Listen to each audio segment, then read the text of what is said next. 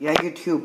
Όπως βλέπετε σήμερα έχω μπροστά μου το Assassin's Creed 4 Black Flag, το οποίο έχει θέμα τους Assassins, και είμαι σίγουρος ότι όλοι ξέρετε αυτά τα Minions από την ταινία Εγώ Απεσιότατος, αυτά τα πράσινα πλασματάκια, και στο ίντερνετ είχα βρει μια φωτογραφία ενός Minion που δεν είχα ξαναδεί ποτέ μου, ένα Minion Assassin, και το είδα και σαν Minion μου άρεσε αρκετά και αποφάσισα να το δω και να το ζωγραφίσω και αποφάσισα να σας το δείξω. Ας το δούμε λοιπόν. Minion Creed, και να το.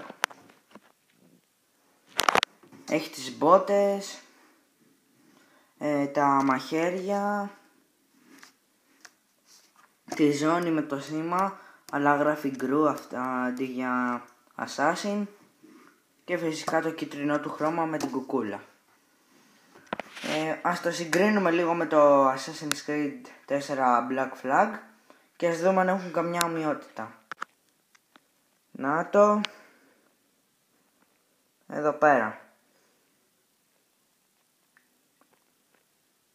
Ελπίζω να βρίσκετε καμιά ομοιότητα και αν έχετε βρει και καμιά διαφορά αφήστε την στα comments.